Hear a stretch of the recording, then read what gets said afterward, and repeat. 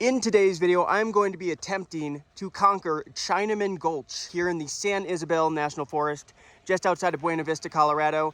Absolutely beautiful out here. Now this trail right here is going to be the most difficult trail I have ever tried to tackle. It's rated a 9 out of 10. I expect there to be pretty big boulders. I'm going to be hitting on my skids, my rock sliders. I feel like I'm fairly well equipped though. I'm sitting on 35-inch tires. I have them aired down to 17 PSI. I do have lockers as well as a winch. So I'm hopeful I can get through here, and I'm crossing my fingers I can get through here without any body damage and hopefully no breakages. So that's the other thing. Breakages are a possibility. Let's jump right in this trail. I don't think it's super long, but like I said, it's super difficult and super technical.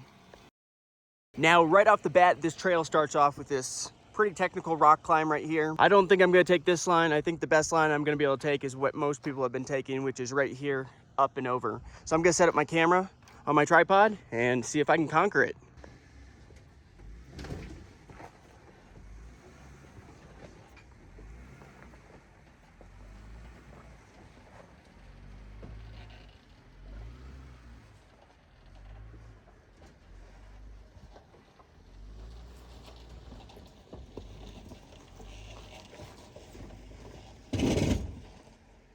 I was looking at this line. I think I'm going to attempt this line. So I'm going to attempt right here, and then I'll move the camera once I get out of frame. And there's another little section right here. So let's see if we can do this.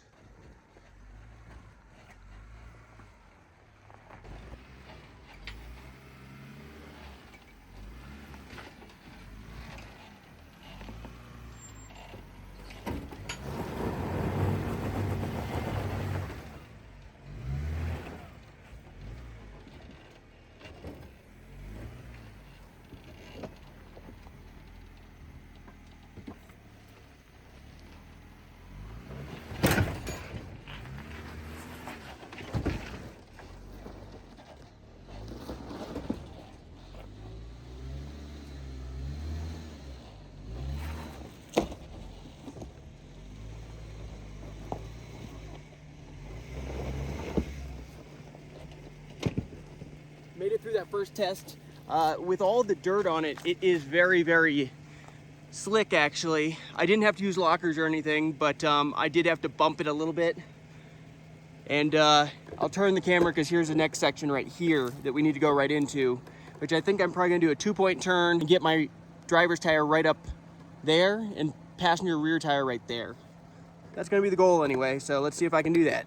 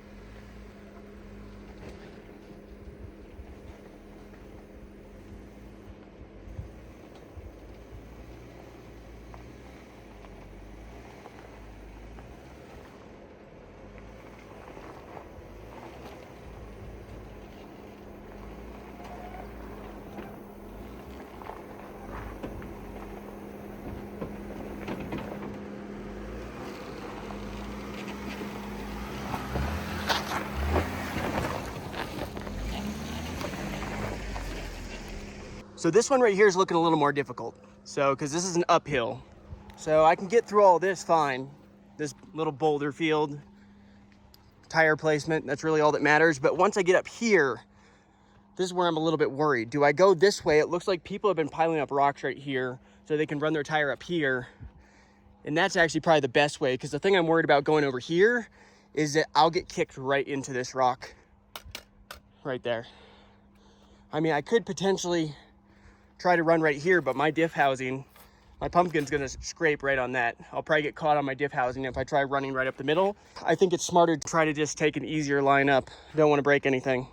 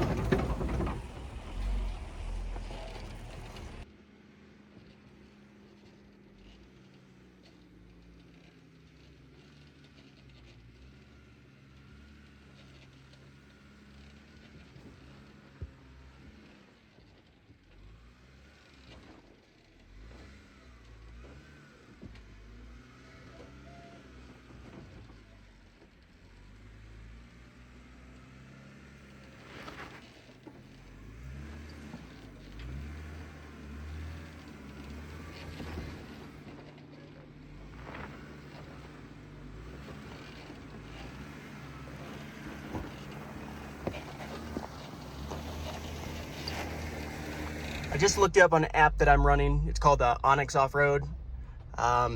It says that this trail is 6.4 miles long and you can expect it to take about 3 hours. So it's just a loop, but obviously if you keep on hitting those decent sized obstacles around every corner, you can see how that would take 3 hours.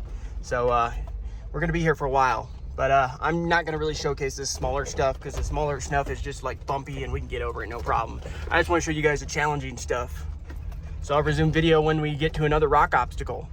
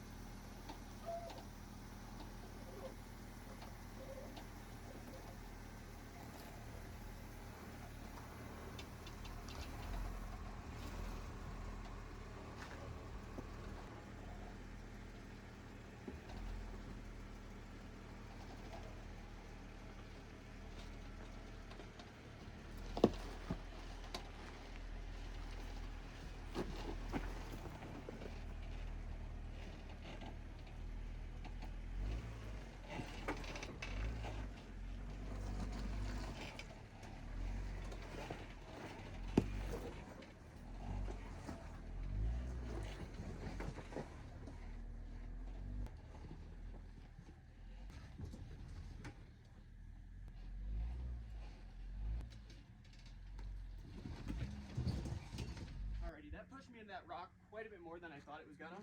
I don't know. Hopefully that picked it up on camera, but unfortunately you're on the wrong side. But pushed my rooftop much more into that rock than I was anticipating. But we made it, so let's keep on going.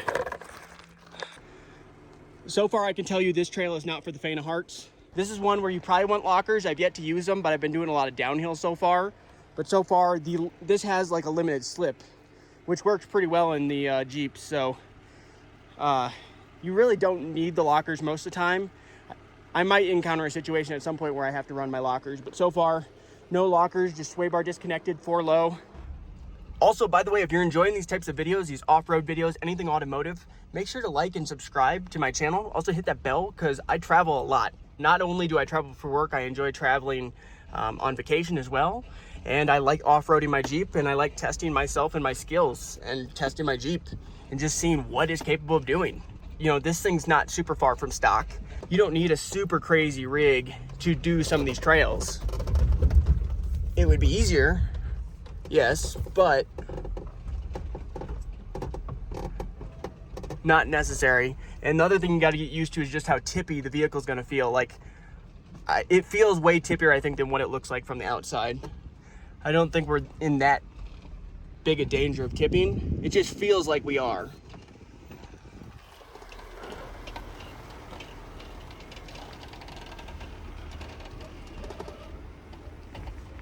Trying to film and drive one-handed.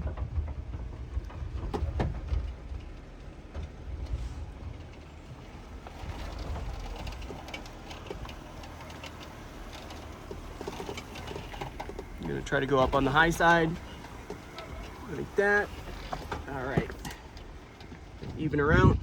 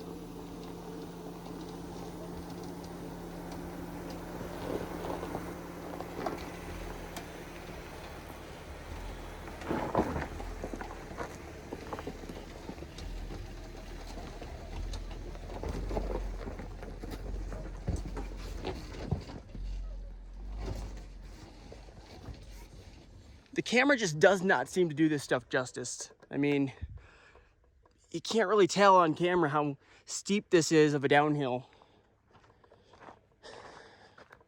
Also, if you hear some squeaks and stuff, it's probably a combination of stuff. Main thing is sometimes my sway bars have a way of coming up, and you can see what's actually happened. They come up and they actually hit my inner fender. So when I'm flexed out and this tire right here gets pushed up into the fender well, that hits right there and that's bending that up. So you might hear that some. Same thing's happening on the other side kind of as well. It's kind of bent it out of shape, so that's no good. All right, and just around the next corner, another challenging obstacle. We're gonna want to go high with our passenger tire right here because this is a huge V-notch. That's probably down 2.5. That's up to my hip almost. So we're gonna wanna keep our passenger tire high, driver's tire over here, and kind of just straddle this all the way down as much as we can. Just trying to keep our tires as high as possible. So let's see if I can do this.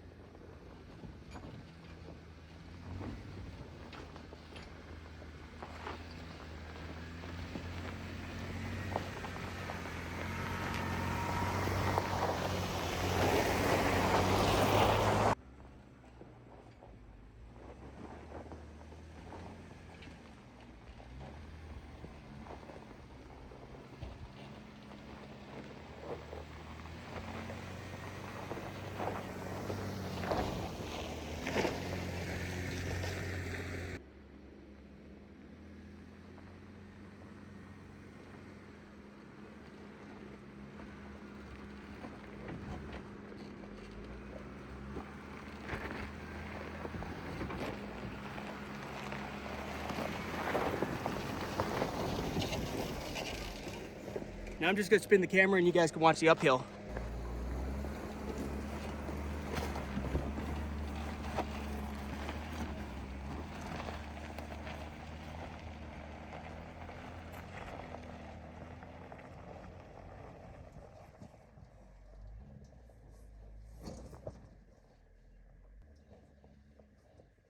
You can see, I think the storm is maybe rolling this way, which is a bit concerning, so got to keep on moving. So right now it is starting to spit rain, which is not ideal, and we have to go down this immediately. And there's a few different options. I could go far left, but I'm probably gonna stay far right and just hug and try to go right down through here. I think that should be pretty doable.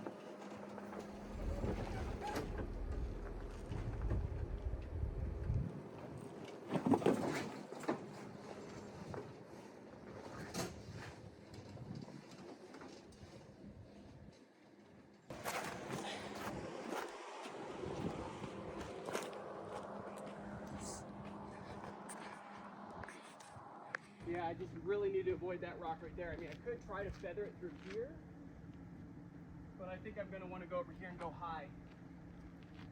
Super high. And then down.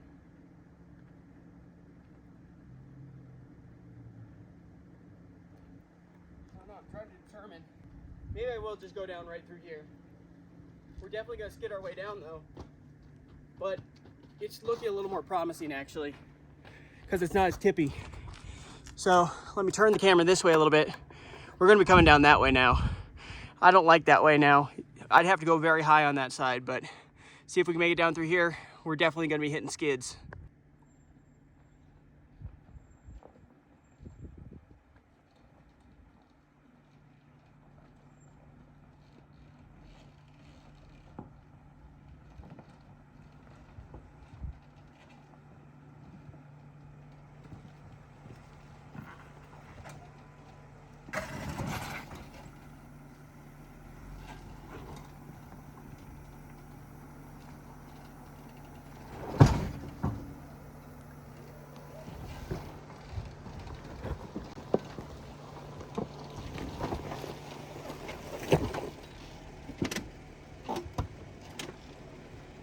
Was a better line, but we came down really hard. All right, we're taking a quick break. Got my dog out of the car so she can go to the bathroom, get a quick drink. But the rain is coming in, obviously, and that's not ideal. It looks like we're maybe almost, I don't know. I'm not sure if we're halfway. We might only be about a third of the way. Hopefully it doesn't get too wet because that could make it a lot sketchier, especially since we're going to be turning uphill.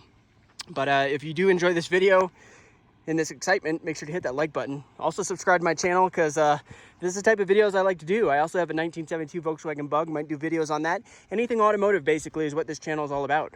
And One and Done, I came up with the name because it was like one upgrade and done. When I bought my Jeep, the plan was just upgrade, you know, put a lift on it, big tires, and that was it. But then I kind of went crazy after that. It's not a crazy build, like it's still on 35s. It's a daily driver, but I mean, I've decked out a little bit more than I probably needed to. But let's get back in the Jeep and keep on moving. It appears we're at the base of the canyon now because we're now back at ground level. Once you're at the bottom, you're kind of rewarded with a little short, I think this is actually a county road section, this part right through here, because this part's actually maintained. But I'm sure once we get up here and turn left, we're gonna start heading uphill again. So that's a quick reward, is you get a nice smooth trail at the very bottom, but I think it's probably for like a quarter mile or less. Once we get turn to the left, I think it's going to start going uphill again. All right, so that tells us right here, this right here is Carnage Canyon. There's a sign for it. So we're going to be heading up this way. That's some guy on his dirt bike up over there. So this part is Carnage Canyon. And I wish I would have known that you could come in through here. I actually went by over there yesterday because my plan was come in, but there was a gate. I didn't check to see if it had a lock on it, but not this gate, but down at the other end, down by where that little white house is, there was a gate there that was gated. So I figured that was private property and you weren't allowed to come through here. But today, obviously that truck clearly came in through there. Maybe all you have to do is open the gate. So maybe I took the hard way in here, but either way, we still got to find our way out. Beautiful views though. So let's keep on moving. What have I gotten myself into? Oh God, guys. I need to get out and check this out. Okay, so Carnage Canyon. There's a sign here, Carnage Canyon, extreme 4x4 route. Tread lightly, stay on trail. Body damage likely. Winch out exit. Recovery tools, 2 lockers. Does that say 39's minimum? Uh-oh.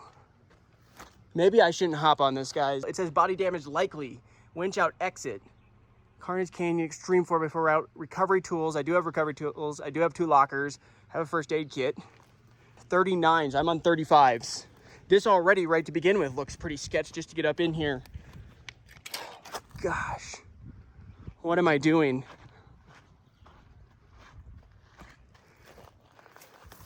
How the get through here?